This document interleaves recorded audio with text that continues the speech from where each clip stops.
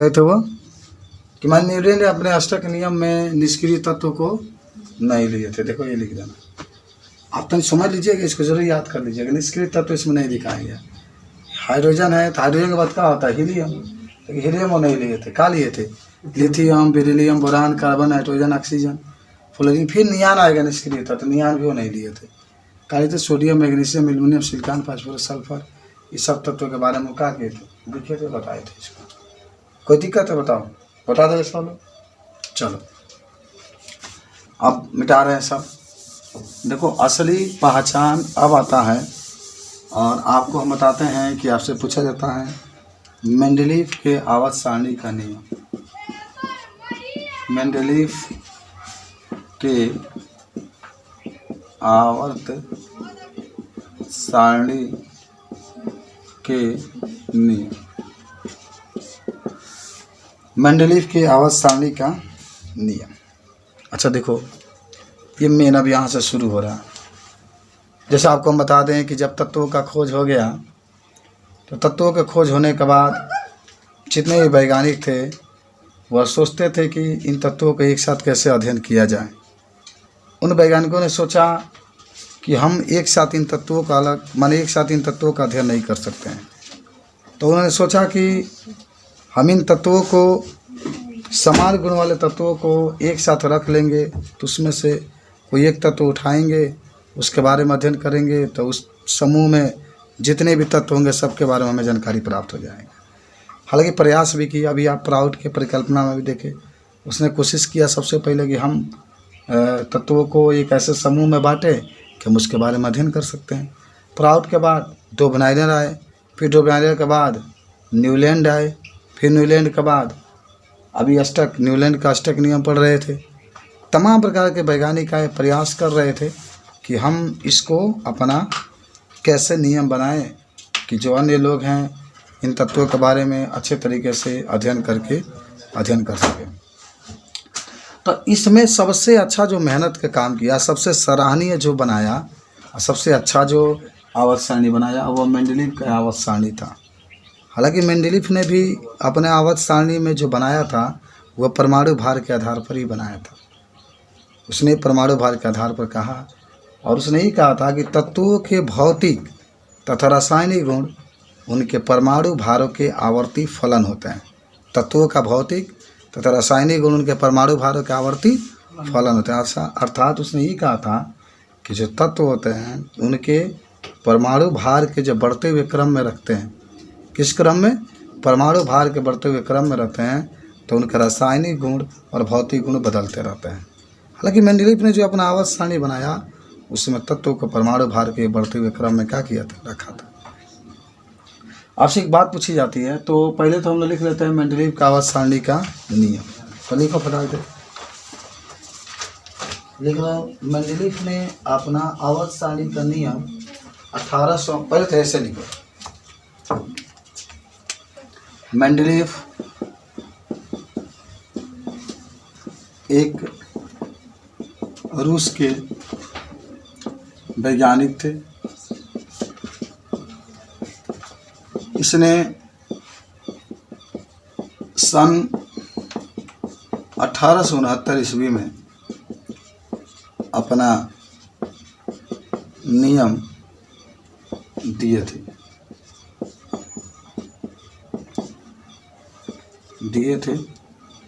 अब देखिए इस नियम के अनुसार क्या कहे थे कि तत्वों का भौतिक तथा रासायनिक गुण उनके परमाणु भारों के आवर्ती फलन होते हैं।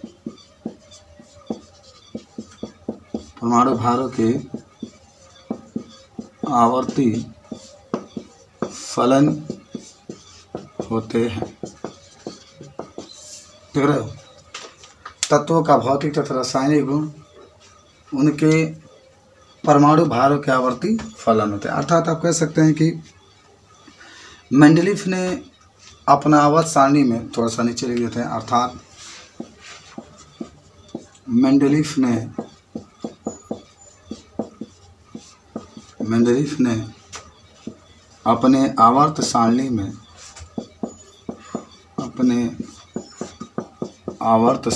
में तत्वों को परमाणु भार के बढ़ते हुए क्रम में रखे थे। ये आपके पास मेंडलीफ के आवर्त सारणी का नियम है। मेंडलीफ ने अपने आवर्त सारणी में तत्वों को उनके परमाणु भार के बढ़ते हुए क्रम में रखे थे। जो तत्व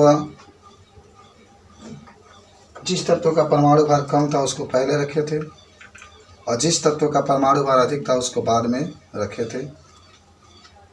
हालांकि बाद में वैज्ञानिक आए तो सिद्ध कर दिए कि जो तत्व होता है उसका मूल गुण परमाणु का भार नहीं होता, क्या होता है, परमाणु क्रमांक होता है। कुछ वैज्ञानिक का कल्पना दिखाए। चलो आप क्या करोगे कि अब मेंडलीफ का आवर्त सारणी में जो दिए ये, इसमें आपकी किताब में एक चित्र बनाया होगा, देखो, देख लिए।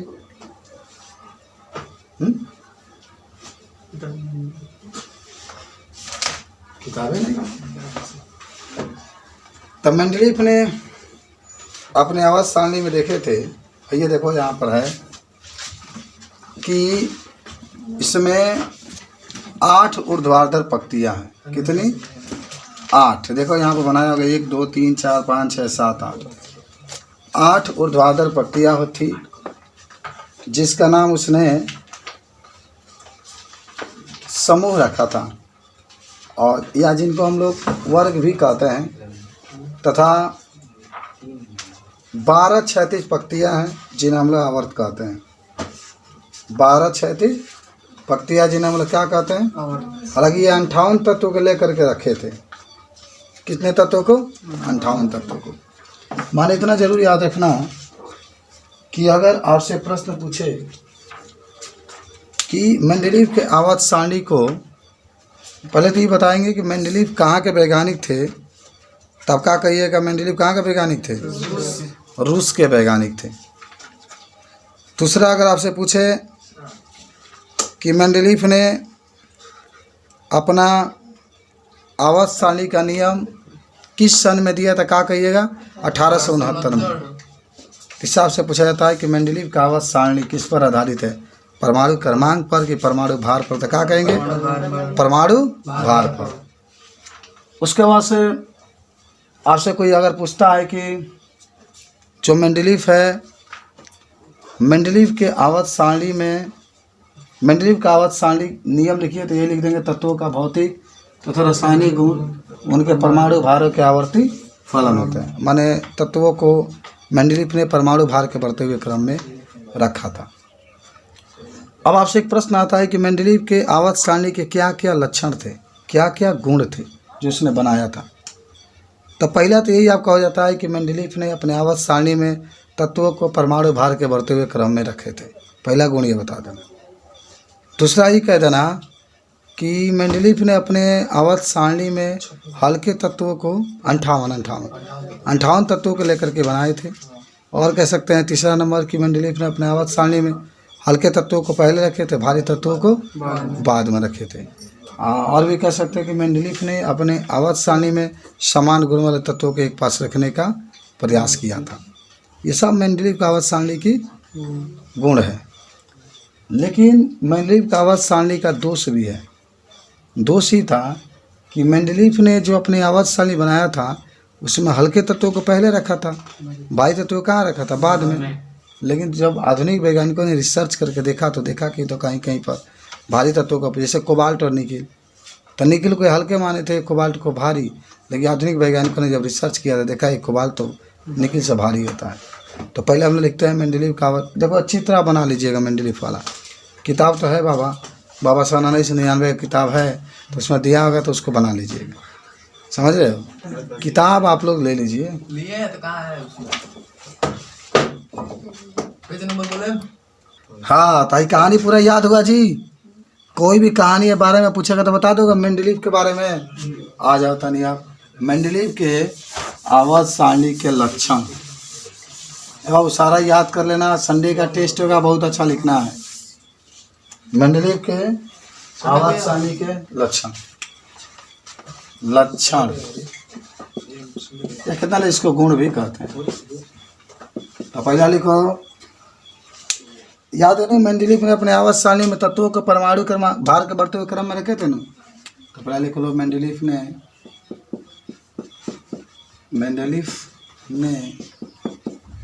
आवर्त सारणी में तत्वों को परमाणु भार के बढ़ते हुए क्रम में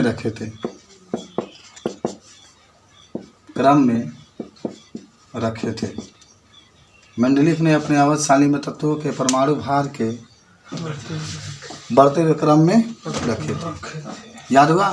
दूसरा लिखो, इसमें हल्के तत्वों को पहले तथा भारी तत्वों को बाद में रखे थे।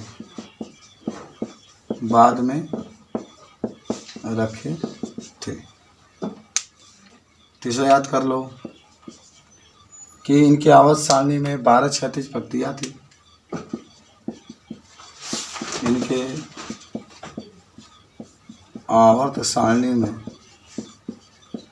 12 क्षैतिज पंक्तियाँ थी, जिसे आवर्त कहते हैं, तथा 9 ऊर्ध्वाधर पंक्तियाँ थी, जिसे वर्ग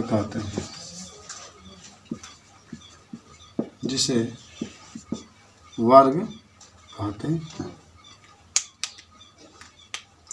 4 नंबर में लिख लेना कि समान गुण वाले तत्वों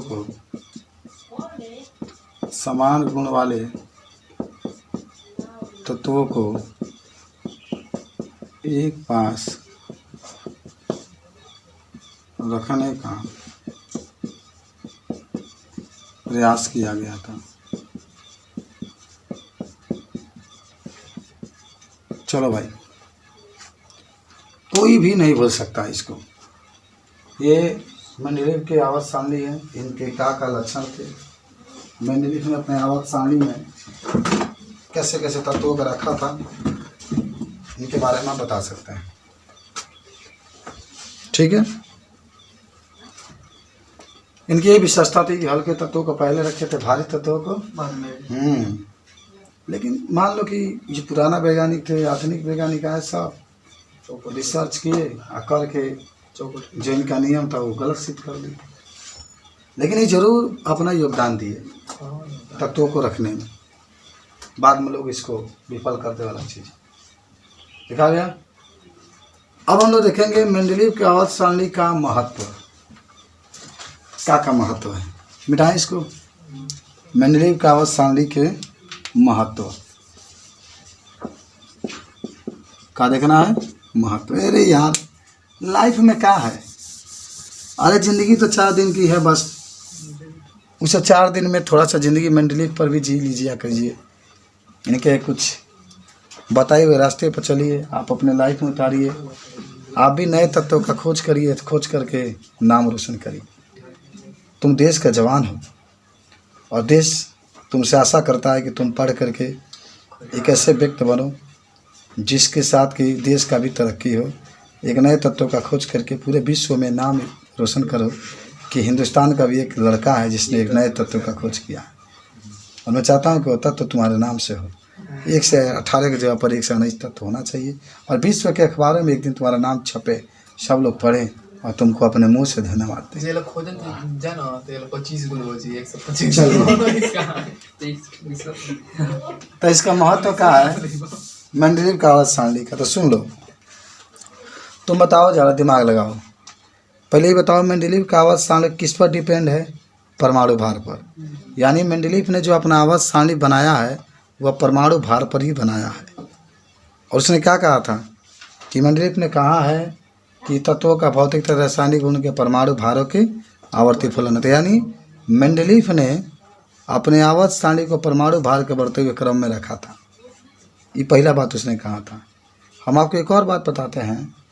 अब इसका महत्व क्या है?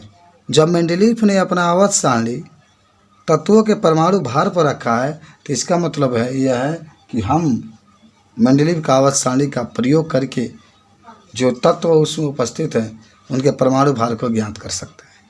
जब उसने अपनी आवाज़ सारणी में परमाणु भार के बढ़ते हुए क्रम में रखा ही है तो क्या कह देंगे कि मेंडलीव का जो आवाज़ सारणी है इसका प्रयोग करके हम लोग नए तत्वों का खोज भी क्या कर सकते हैं।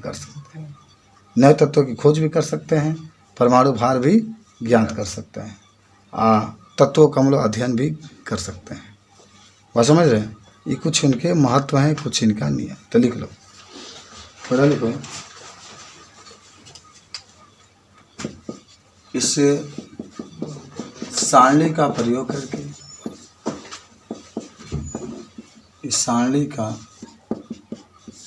करके नए तत्व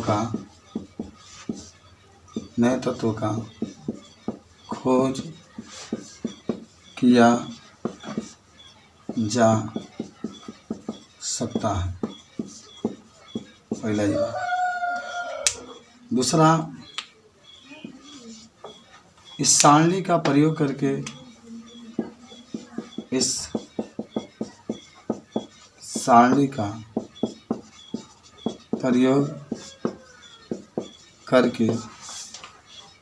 तत्वों का अध्ययन भी किया जा सकता है।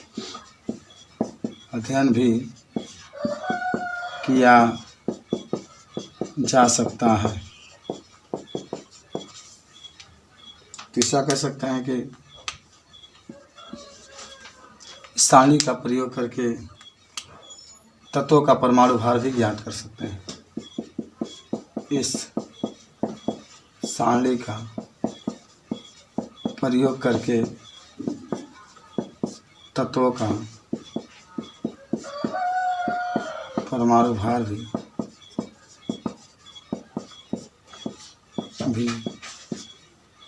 ज्ञात किया जा सकता है।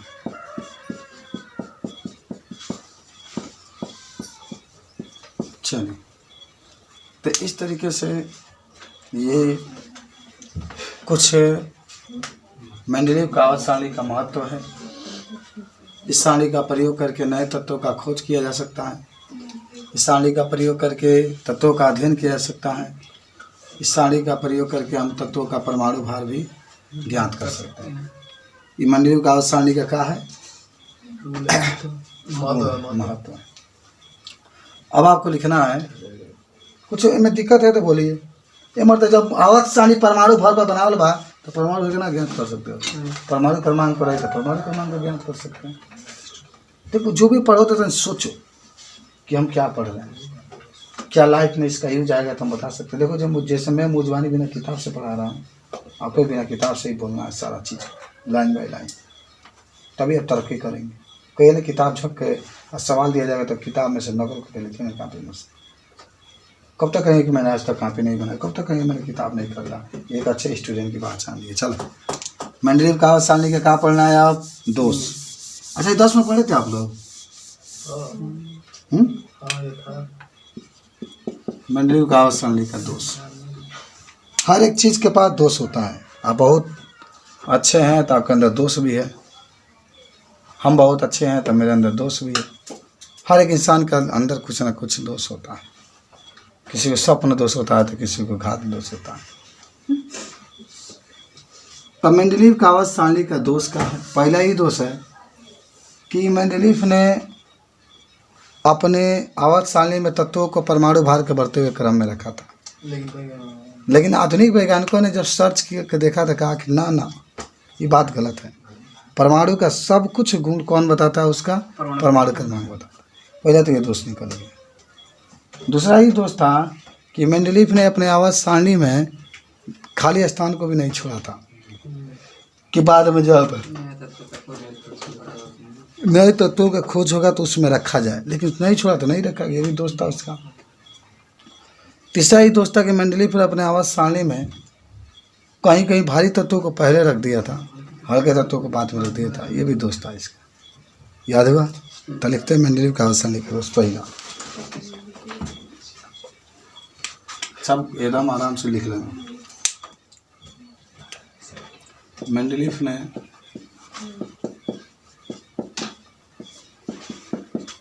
अपने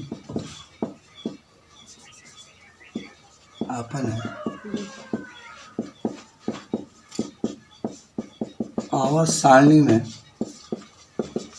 हल्के तत्वों को पहले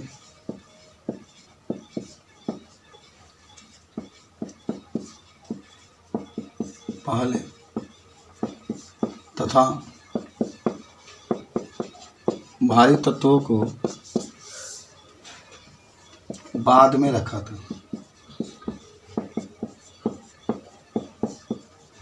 लेकिन कहीं कहीं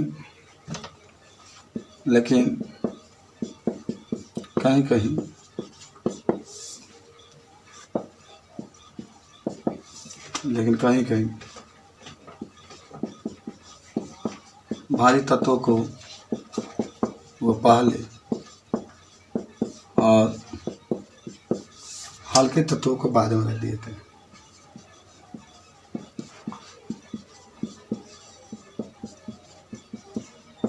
बाद में रख दिए थे जो कि मेंडलीफ का आवर्त सारणी का एक दोष है।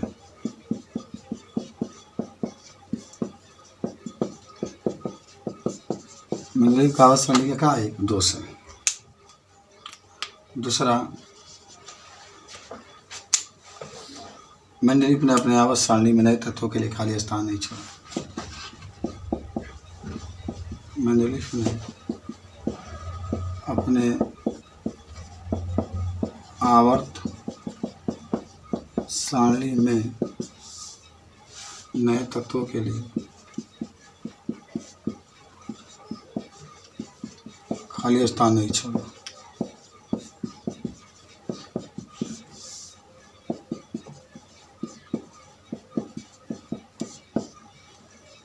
तीसरा,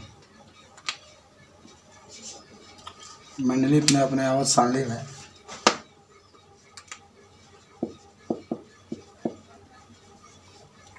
लिखा कि मेंडलीफ ने अपने आवर्त सारणी में परमाणु भार तत्वों को परमाणु भार के बढ़ते हुए क्रम में रखे थे।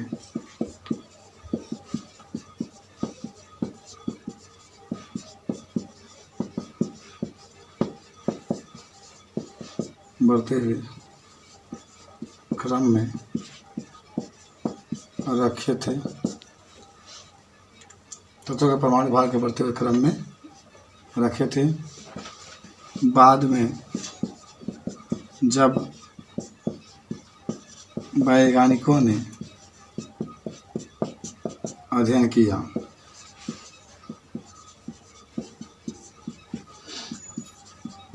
तो देखा कि तत्व का मूल लक्षण परमाणु भार नहीं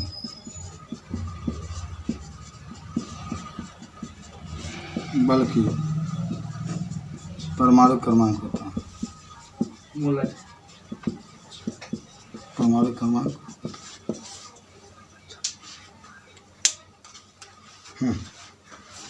नोट करो। देख लो, ये सब गुण आपका है। मंडलिक आवर्त सारणी का, मंडलिक ने अपने आवर्त सारणी में इतना दोष उत्पन्न कर दिए थे, बता भी सकते हैं दोष में, कि ये देखे थे कि तत्वों को उनके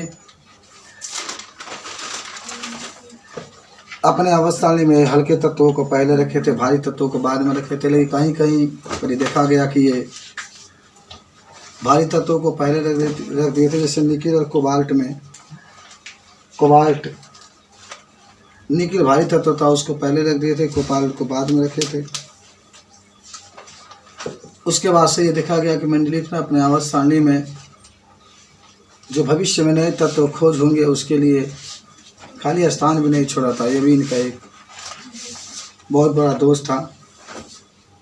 और मंडलिक ने अपने आवर्त सारणी में तत्वों को उनके परमाणु भार के आधार पर रखे थे। लेकिन बाद में वैज्ञानिकों ने कहा कि जो तत्व है उनका मूल लक्षण परमाणु भार नहीं होता है, जबकि परमाणु क्रमांक होता है। इस प्रकार ये मंडलिक का आवर्त सारणी का दोष जो हम लोग देख रहे हैं ये समाप्त हो जाता है। और आज के लिए बस इतना ही हम लोग पढ़ेंगे।